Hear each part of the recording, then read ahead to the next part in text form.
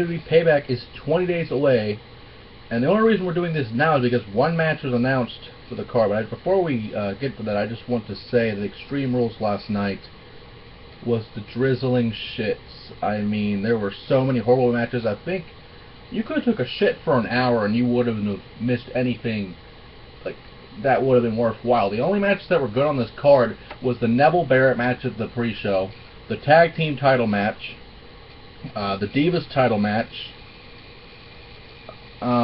You could kind of say the Wrestling Chain match, but it was just, you know, generic chain match, full rope match. So yeah, kinda. And the steel cage match, which had a great finish, which we'll get to when we get to it. But the only reason we're doing this is because of a match that was made the night of Extreme Rules, and Lana went to the Authority to get another match, and we have this again. An I Quit match for the United States Championship, John Cena versus Rusev.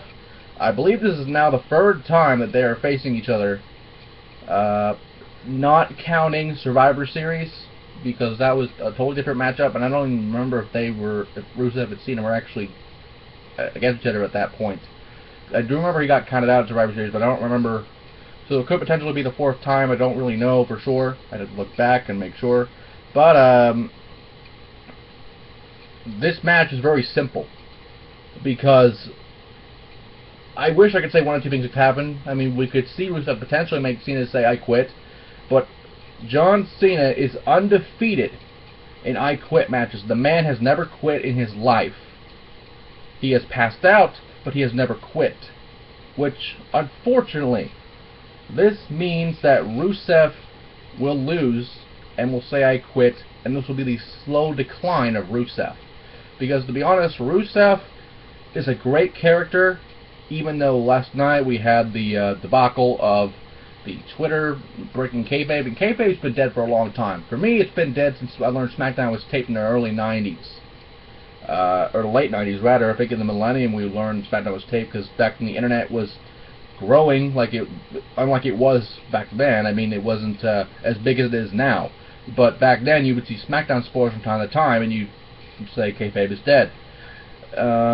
If you don't know what I'm talking about, then go back to that video with the final Extreme Rules prediction video that was up yesterday. But it's very simple.